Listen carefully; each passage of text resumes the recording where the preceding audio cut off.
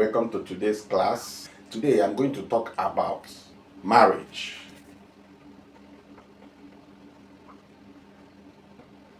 Marriage. You know, I've discussed about how to manage your marriage, how to make your marriage work, and the rest. But let's look at the main thing, marriage itself. Yes, because we need to understand that institution called marriage.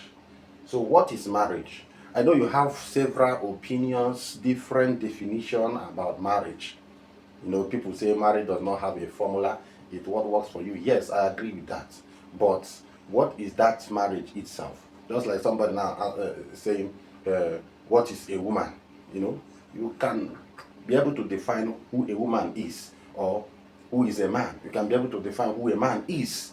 I get me, even though man and women have different characters and behaviors and all that, but there's one thing that, commonize every one of them.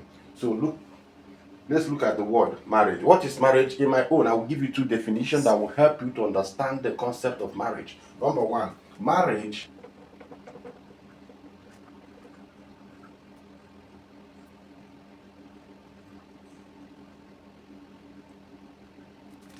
between a man and a woman.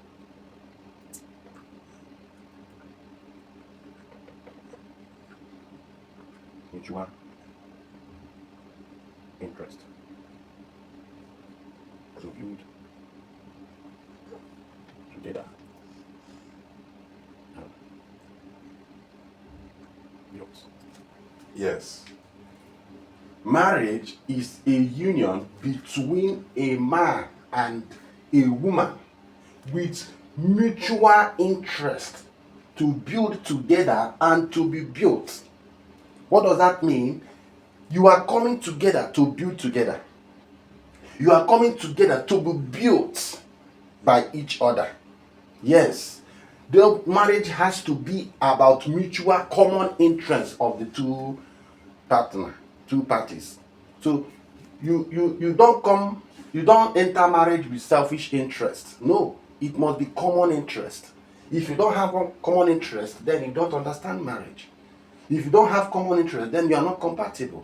If you don't have common interest, then you are not meant to be together, because it must be common interest. Yes, it must be common interest. That is what makes marriage. And remember, marriage is between a man and a woman, not a man and a man, and not a woman and a woman, and not a man and a goat. Because the one that instituted marriage, which is God, I keep saying it, no man on earth instituted marriage. It is God Almighty that instituted marriage. And when he instituted marriage, he made marriage to between a man and a woman. He created Adam and Eve, not Adam and Steve. Do you hear that? Yes, God made Adam a man and Eve a woman. So marriage is between a man and a woman with mutual interest to build together and to be built. That is marriage. That is marriage. You don't come with your selfish interest. No, nobody ought to have selfish interest in marriage. It has to be common and mutual interest. What is good for you is good for the other person. What you want is what the other person wants. That is what marriage is all about. Yes, you must have common and mutual interest. Let me tell you, do not marry a man that feels like you don't have anything to contribute, or is doing you favor. Maybe the man already have money and it's like, what are you coming to do? I have already made it. I'm already made. So I'm just trying to help you. I'm just trying to give you a good life. I'm just trying to, make your life better. Do not marry such a man. Because no matter how much a man has made, no matter how rich a man is, no matter how wealthy a man is, a woman has something to contribute. A woman has something to build in her. Yes, no matter how rich a man is, he's incomplete. If you don't find a reason or something in that person, or something you think you lack that person will complement, you don't have to marry. And I'm talking to you ladies out there. Don't marry a man that look like he wants to do you a favor. Nobody is doing you a favor to get married to you. Yes, You are of a great value. Nobody should treat you as a commodity, a property that he can buy anytime and throw away anytime. No. And many a times it is the women that cause that. You are looking for acceptance. You are looking for a man that has money. So how we treat you doesn't matter. All you need is that if you can give me money, I'm okay. No. You must have mutual interest to build together. No matter what that person have, there's something you can build in him. Yes. If the person feels like there's nothing you can contribute, there's nothing you can offer him except sex, except just to give birth to him, don't marry such a person, because that's an awkward and bad mindset. Don't marry such a person. You must have mutual interest. What is that mutual interest? To build together, to build a home together, to build a family together, and to be built also. You must have that interest that there's something you will build in that man. There's something you build in that woman. That is what marriage is all about. Second definition.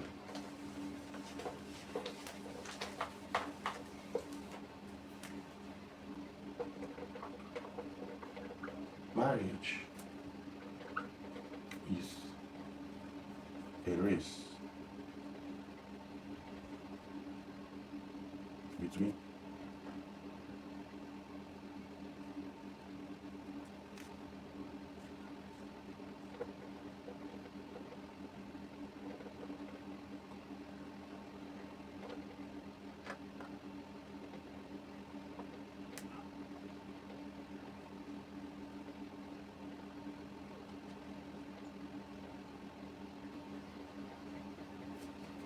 marriage is a race between a man and a woman with common goal to either win or win together.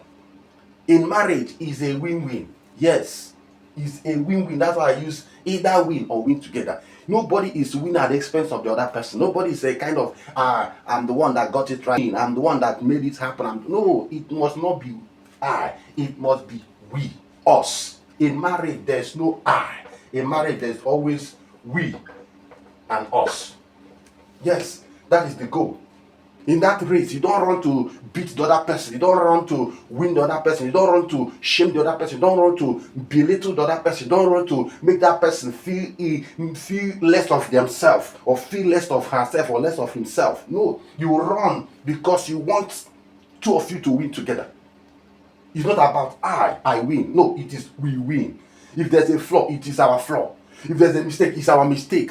If there's an error, it's our error. That is marriage. It's a race that where two of you have a common goal to either win or win together.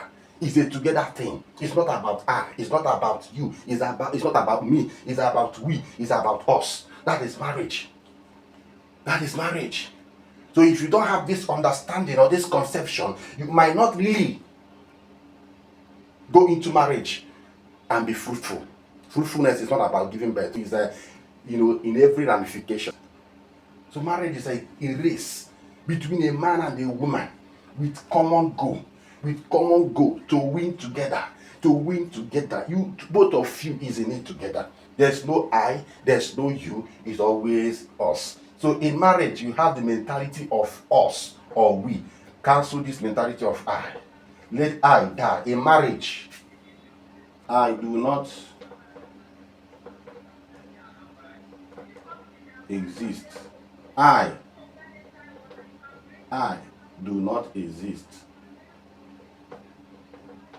We or us only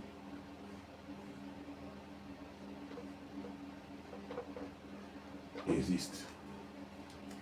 Yes, in marriage, I do not exist. In marriage, only we or us exist. We or us only exist. That is the race. We are in this race together. So it's not like you are in a race where you are running a marathon race only for you to win. There may be thousands of people, but there will be one winner. No, it's not like that in marriage. Marriage, you are two, and two of you must be the winner. There's no loser in marriage. There is no loser.